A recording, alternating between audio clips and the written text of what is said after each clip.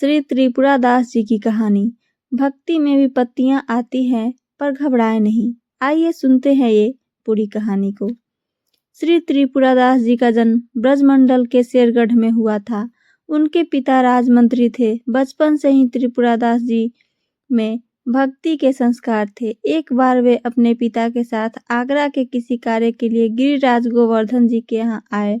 यहाँ उन्होंने ठाकुर श्रीनाथ जी के दर्शन किए और उनके सुंदर रूप को देखकर बहुत आकर्षित हो गए। उन्होंने यह ठान लिया कि वे अब वापस नहीं जाएंगे, बल्कि रोज इन्हीं के दर्शन करेंगे और इन्हीं के पास रहेंगे। उनके पिता ने वहां अपने किसी परिचित से कहा कि यह बालक हठ कर रहा है, तो वे उसे कुछ दिनों के लिए अपने पास ही रख लें। वे अपने पुत्र को वहीं छोड़कर वापस लौटने के लिए निकल पड़े। रास्ते में कुछ शत्रु दल के सैनिकों ने उन्हें घेर लिया और उन्हें मार डाला। भक्तों के जीवन में विपत्तियां प्रायः प्रारंभ से ही आती है। जब त्रिपुरदास जी ने सुना कि उनके पिता को शत्रु दल ने मार डाला है, तो उन्होंने श्रीनाथ जी की ओर देखा और कहा, अब आप ही मेरे पिता, मित्र और मेरे सब कुछ हो। उनके हृदय में गहरा आनंद हुआ कि उनका नाम मात्र का पिता अंतर्ध्यान हो गया, लेकिन उनका अपने वास्तविक पिता, जो अनंत जन्मों के उनका साथ देने वाला है, उनसे संबंध बन गया। अब उनका केवल श्रीनाथ जी पर ही विश्वास था और वे निश्चिंत हो गए। वे रोज प्रभु के सामने भाव विभोर होकर रोते रहते थे। त्रिपुरदास जी को मिला महाप्रबल वल्लभाचार्य जी का सानिध्य। एक दिन जब वल्लभाचार्य महाप्रभु जिन्होंने श्रीनाथ जी को प्रकट किया था, ठाकुर जी की सेवा में आए, तो उन्होंने देखा कि यह बालक ठाकुर जी को देखकर रो रहा है। वल्लभाचार्य जी ने अपने अनुयायियों से पूछा और उन्हें बताया गया कि वह एक राजमंत्री का पुत्र है, जिसके पिता यात्रा के दौरान मारे गए और वह श्रीनाथ जी में बहुत आसक्त है। त्रिपुरदास जी ने श्री वल्लभाचार्य जी को साष्टांग दंडवत किया और कहा, प्रभु, मैं एक अनाथ बालक हूँ और मेरे नाथ केवल श्रीनाथ जी ही हैं। मुझे स्वीकार कर लीजिए।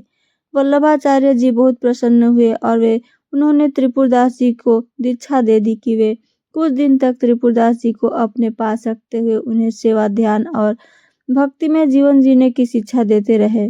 फिर उन्होंने उन्हें वापस जाने का आदेश दिया। साथ ही आशीर्वाद दिया कि वे श्रीनाथ जी के सेवा और चिंतन करते हुए जीवन व्यतीत करें। गुरु आज्ञा का पालन करते हुए वे वापस अपने पिता के नगरी में चले गए। श्री त्रिपुरदास जी जब कुछ बड़े हुए तो राजा ने उनके पिता का पद उन्हें सौंप दिया और वे राजमंत्री बन गए। श्री त्रिपुरदास जी जानते थे कि धन की वास्तविकता सार्थकता यही है कि उनका उपयोग संतों की सेवा में किया जाए। गाय, संत, ब्रह्म ऋषि, भगवान के विग्रह की पूजा और किसी असहाय व्यक्ति की मदद करना जो बीमार या असमर्थ हो, इनमें जो धन खर्च होता है वह आपके भाग्य के बैंक खाते में जमा हो जाता है। यह आपको ब्याज सहित वापस मिलेगा और हमारे प्रभु के बैंक में ब्याज बहुत अधिक है। एक एक रुपए पर लाखों गुना ब्याज। जो आप देखते हैं कि कोई बड़ा पद प्राप्त करता है या कोई राजा बन जाता है, वह सब पूर्व जन्म के लिए किए गए अच्छे कार्यों का फल है। लेकिन आजकल इस बैंक बैलेंस में विश्वास रखने वाले लोग बहुत कम है। त्रिपुरदास जी ने यह निश्चय किया कि राजमंत्री पद से जो भी धन प्राप्त होगा उसे वे केवल संतों की सेवा और भगवत सेवा में ही उपयोग करेंगे। उन्होंने यह नियम लिया कि हर वर्ष सर्दियों में श्रीनाथ जी के लिए रत्नों और हीरो का सुसज्जित एक पोशाक बनवाकर भेजेंगे। त्रिपुरदास जी के घर रोज संतों की सेवा होती। रोज संत आते और प्रसाद प्राप्त करते। श्रीनाथ जी की भी बहुत खुश होकर वह पोशाक धारण करते। श्री विठलनाथ जी वल्लभाचार्य जी के पुत्र यह देखकर आश्चर्यचकित थे कि जब वे ठाकुर जी को कोई अन्य वस्त्र पहनाते तो प्रभु उसे स्वीकार कर लेते, लेकिन जब त्रिपुरदास जी द्वारा दी गई पोशाक पहनाई जाती तो विशेष प्रसन्न हो जाते। यह दर्शाता है कि भक्त द्वारा प्रेम से दी गई वस्तु को भगवान अत्यधिक भाव से स्वीकार करते हैं। श्री त्रिपुरदास जी से द्वेष करने वालों ने राजा से शिकायत की कि वे राजमंत्री होने का फायदा उठाकर राजधन का दुरुपयोग करते हैं। उनका आरोप था कि त्रिपुरदास जी राजधन से साधु संतों को खिलाते पिलाते हैं और राज खजाने से धन चुराते हैं। राजा की बुद्धि प्रभावित हुई और उनसे आदेश दिया गया कि त्रिपुरदास जी की सारी संपत्ति जब्त कर ली जाए। परिणाम स्वरूप उनके घर में भोजन के लिए बर्तन तक नहीं रहे। उनके पास खाने के लिए एक दाना भी नहीं बचा। अब वे अत्यधिक गरीब और कष्ट में अपना जीवन यापन करने लगे। कठिनाई में भी त्रिपुरदास जी का सेवा का संकल्प। अब सर्दी की ऋतु आई और श्री त्रिपुरदास जी ने हर साल की तरह श्रीनाथ जी के लिए पोशाक भेजने का प्रण लिया था। वे यह जानते थे कि जब तक उनका जीवन है वे ठाकुर जी की सेवा में कोई कमी नहीं छोड़ेंगे, लेकिन अब उनके पास कुछ भी नहीं था। उन्हें यह देखकर गहरी पीड़ा हुई कि वे कोई भी कष्ट सह सकते थे, लेकिन ठाकुर जी की सेवा के बिना उनका जीवन निरर्थक सा लगने लगा। वे बहुत दुखी हो गए और ठाकुर जी से विनय करने लगे, हे प्रभु, मैं सभी कष्ट सह सकता हूँ, लेकिन आपकी सेवा के बिना नहीं रह सकता। इतने में उनकी नजर ऊपर रखी एक दवात पर पड़ी।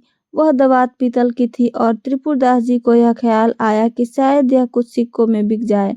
उन्होंने वह दवात उठाई और बाजार में बेचने के लिए गए, सोचते हुए कि अगर वह बिक गई तो उन्हें थोड़ी सी रकम मिल जाएगी और वे श्रीनाथ जी के लिए पोशाक भेजने का अपना नियम पूरा कर सकेंगे। त्रिपुरदास जी को उस दवात के बदले 1 रुपया मिला, जिसे लेकर वह एक कपड़े की दुकान में गए। वहां उन्होंने एक साधारण कपड़ा खरीदा।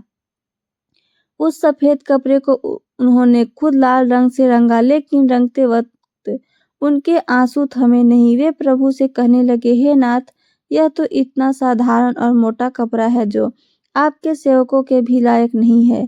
मैं इसे कैसे आपके चरणों में अर्पित करूं? उन्होंने वह कपड़ा रंगकर अपने पास रख लिया। उनका साहस नहीं हुआ कि वह कपड़ा श्रीनाथ जी को अर्पित करने जाएं। एक दिन त्रिपुरदास जी ने श्रीनाथ जी के एक सेवक को देखा। उन्होंने सेवक को प्रणाम किया और उसे अपने घर ले आए।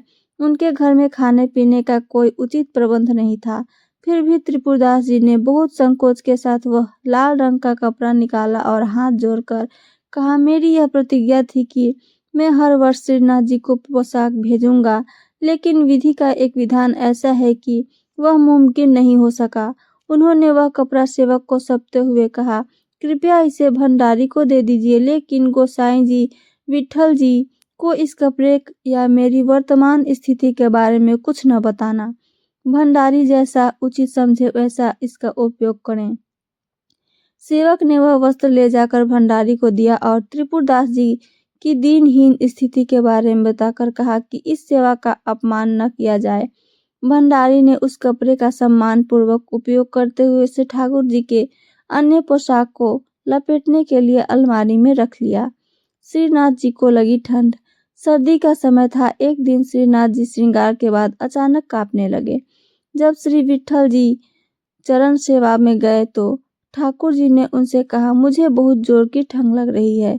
विट्ठल नाथ जी ने तुरंत ठाकुर जी को गर्म वस्त्र पहनाए, लेकिन ठाकुर जी फिर भी बोले, बहुत ठंड लग रही है, बहुत ठंड लग रही है।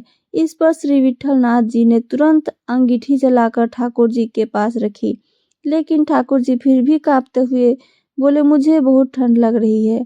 गुरु साईं समझ गए कि यह साधारण ठंड नहीं, यह तो किसी भक्त के हृदय की पीड़ा का संकेत था। गुरु साईं जी बहुत संकुचित होकर बोले, प्रभु अब क्या उपाय करूं?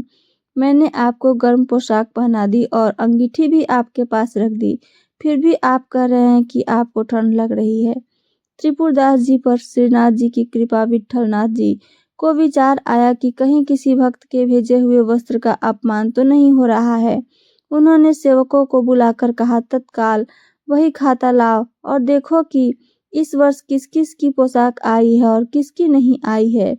सेवकों ने बड़ी खाते में सभी नाम सुनाए, लेकिन श्री त्रिपुरदास जी का नाम उसमें नहीं था।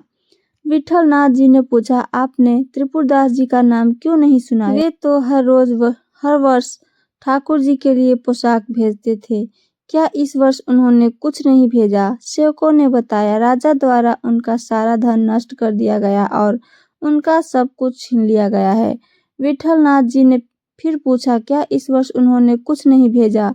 सेवकों ने उत्तर दिया, उन्होंने केवल एक लाल रंग का साधारण वस्त्र भेजा है, जो ठाकुर जी की पोशाक लायक नहीं था, इसलिए हमने उसे पोशाकों को लपेटने के लिए इस्तेमाल किया और अलमारी में रख दिया। विट्ठल नाथ जी ने तुरंत समझ लिया कि ठाकुर जी को ठंड लगने की वजह यही थी। उन्होंने तुरंत दर्जी को बुलवाया और उस साधारण कपड़े से ठाकुर जी के लिए एक सुंदर पोशाक बनवाई। जैसे ही ठाकुर जी ने वह पोशाक धारण की, वे मुस्कुराए और बोले, हाँ, अब मेरी सर्दी दूर हो गई है।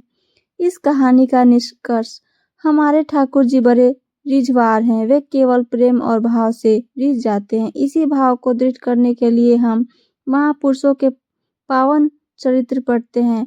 कैसी भी परिस्थिति हो, आपका नियम न टूटे, आपका भजन न टूटे। प्रभु के प्रति जो नियम बनाओ उसका पालन करो। इससे हम निश्चित रूप से प्रभु को पालेंगे। सुख में कभी प्रभु को भूल मत जाना और दुख में घबराकर भक्ति को छोड़ मत देना। आगे आपको बहुत सुख मिलेगा। यह भक्ति दुख सुख देने वाली नहीं, बल्कि सुख दुख में समान स्थिति प्रदान करने वाली है। तो ये थी मेरी आज की कहानी। मेरी कहानी आप सबको पसंद आई हो तो चैनल को सब्सक्राइब और वीडियो को लाइक, साथ साथ अपना कमेंट करके ज़रूर बताएं। सुनने के लिए धन्यवाद।